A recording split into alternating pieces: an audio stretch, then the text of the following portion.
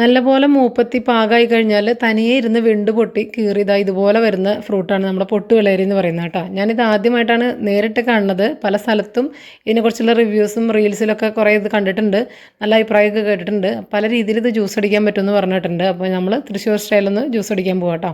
Juice അടിക്കാന്ന് പറയുമ്പോൾ നമ്മൾ മിക്സിയിലല്ല ചെയ്യേണ്ടത്, കൈ കൊണ്ട് ഉടച്ച് കലക്കി അങ്ങനെയാണ് ഇതിൻ്റെ ജ്യൂസ് അടിക്കേണ്ട രീതി. മിക്സിയിലിട്ട് അടിച്ചാൽ അതിൻ്റെ കറക്റ്റ് ടേസ്റ്റ് കിട്ടില്ല എന്ന് പറയാം. സാധാരണ പശുമ്പാലിൽ ഞാനിത് പഞ്ചസാരയൊക്കെ ചേർത്തിട്ടൊന്ന് ഇങ്ങനെ കലക്കി അടിച്ചെടുത്ത് നോക്കി, ഒരു ടേസ്റ്റ് പോലും കേട്ടോ, ഒന്നിനും കൊള്ളില്ലായിരുന്നു. എനിക്ക് ഒട്ടും ഇഷ്ടപ്പെട്ടില്ല. ഞാൻ ഇതിൻ്റെ രുചി ഇഷ്ടപ്പെടുന്ന ആൾക്കാരുണ്ടായിരിക്കും കേട്ടോ, ചിലപ്പോൾ അങ്ങനെയുള്ളവർക്കാണെങ്കിൽ അങ്ങനെ ട്രൈ ചെയ്യാം. എനിക്ക് കൂടുതൽ നന്നായിട്ട് തോന്നിയത് തേങ്ങാപ്പാലും ശർക്കരയൊക്കെ ചേർത്തിട്ടുള്ള ഒരു റെസിപ്പി തന്നെയാണ്. അതൊരുപാട് കട്ടിക്ക് അങ്ങനെ എടുക്കണ്ട, അപ്പോൾ ഒരു പായസത്തിൻ്റെ ചുവ പോലെ നമുക്ക് തോന്നും. ഒരു ലൈറ്റായിട്ട് എടുക്കുക, അപ്പോൾ മൈൽഡായിട്ട് ഫ്ലേവറും ഏലക്കയുടെ ഒരു ടേസ്റ്റൊക്കെ വരുമ്പോൾ നല്ല രുചിയാണ് കേട്ടോ. നല്ല തണുപ്പിച്ച് കുടിക്കണത് അടിപൊളി ടേസ്റ്റാണ്. ഞാൻ വാങ്ങിയത് നല്ല വലുപ്പമുള്ള പൊട്ടുവെള്ളരി ആയതുകൊണ്ട് തന്നെ ഒരു 4 തവണയൊക്കെ എനിക്ക് ജ്യൂസ് അടിക്കാനുള്ള കാമ്പുണ്ടായിരുന്നു കേട്ടോ. അതിൽ നമുക്കിത് ആവശ്യത്തിനെടുത്ത് അപ്പം ജ്യൂസാക്കിയിട്ട് കുടിക്കാം.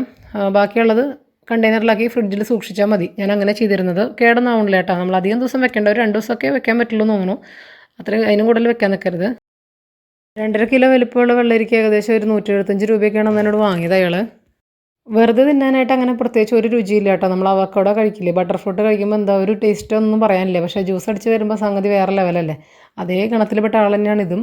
പിന്നെ ഇത് തൃശ്ശൂർ കൊടുങ്ങല്ലൂർ ഭാഗത്തൊക്കെയാണ് അധികം കൃഷി ചെയ്യുന്നതെന്നാണ് ഞാൻ കേട്ടിട്ടുള്ളത്. വേറെ ജില്ലകളിലുണ്ടോയെന്ന് എനിക്ക് അറിയില്ല കേട്ടോ. ഇതിൻ്റെ ഉൾഭാഗത്തൊക്കെ വരുന്ന ആ ഒരു കുരുവും ബാക്കി വേസ്റ്റ് ഭാഗങ്ങളൊക്കെ എടുത്ത് മാറ്റിയിട്ട് നല്ല വൃത്തിയായിട്ട് വേണം എടുത്തിട്ട് അടിക്കാൻ കേട്ടോ. അതല്ലെങ്കിൽ ആ കുരു അടിഞ്ഞാൽ കയ്പ്പ് വരുമെന്ന് പറഞ്ഞു കേട്ടിട്ടുണ്ട്. അപ്പം ഞാനിതിൻ്റെ പൾപ്പ് എടുത്ത് ഒരു കപ്പിലേക്ക് ഇട്ട് കൊടുക്കുന്നുണ്ട്. ഇതിലേക്ക് കുറച്ച് ശർക്കര പൊടിയാണ് ചേർക്കുന്നത് കേട്ടോ. തേങ്ങാപ്പാലും ശർക്കര പൊടിയും ചേർത്തിട്ടാണ് ഞാൻ ഉണ്ടാക്കുന്നത്. പശുമ്പാലും ഉണ്ടാക്കിയിട്ട് എനിക്ക് ഇഷ്ടപ്പെട്ടില്ല, എന്നിട്ട് അത് ഫ്ലോപ്പ് ആയതുകൊണ്ടാണ് ഞാനത് കാണിക്കാത്തത് കേട്ടോ. നമുക്കൊന്ന് തേങ്ങാപ്പാൽ ചേർത്തിട്ട് ജ്യൂസാക്കി നോക്കാം. അപ്പോൾ അതിനായിട്ടൊരു വലിയ കപ്പിലേക്ക് ഞാൻ കുറച്ച് ഈ ഒരു പൊട്ടുവെള്ളരിയുടെ കാമ്പും അതുപോലെ ശർക്കര പൊടിയും ഒരു നുള്ള ഏലക്കാപ്പൊടിയും ചേർത്തിട്ട് നന്നായിട്ട് മിക്സ് ചെയ്തിട്ട് എടുക്കണം കേട്ടോ. നമ്മൾ സ്പൂൺ കൊണ്ട് ഇങ്ങനെ അല്ലെങ്കിൽ തവി വെച്ചിട്ട് ഇങ്ങനെ ഉടച്ച് അങ്ങനെ എടുക്കുകയാണ് ചെയ്യണത്. മൊത്തം ഉടഞ്ഞ് കലങ്ങി വരണമെന്നൊന്നുമില്ല, ചെറുതായിട്ട് കടിക്കാൻ കിട്ടുന്ന ഒരു ഇതിൽ കഴിക്കുമ്പോൾ നല്ല ടേസ്റ്റാണ് കേട്ടോ. അതുകൊണ്ടാണ് അങ്ങനെ ചെയ്തിട്ടുള്ളത്. ഇത് ലൂസാക്കാനായിട്ട് കുറച്ച് മീഡിയം തിക്നെസ്സിൽ എടുത്തിട്ടുള്ള തേങ്ങാപ്പാൽ ചേർത്ത് മിക്സ് ചെയ്യുക. അല്ലെങ്കിൽ തേങ്ങാപ്പാലിൻ്റെ പാക്കറ്റ് വാങ്ങിക്കാൻ കിട്ടില്ല, അത് കലക്കിയിട്ട് അത് ചേർത്താലും മതി. അതാകുമ്പോൾ പണി എളുപ്പമാണ്. അങ്ങനെ മിക്സ് ചെയ്തിട്ട് എടുക്കുക, എന്നിട്ട് കുടിക്കുക. ഐസ് ക്യൂബ് ഇട്ടിട്ട് കുടിക്കുക, അല്ലെങ്കിൽ തണുപ്പിച്ചിട്ട് വേണം കുടിക്കാൻ, അപ്പോഴാണ് ടേസ്റ്റ് കൂടുതൽ.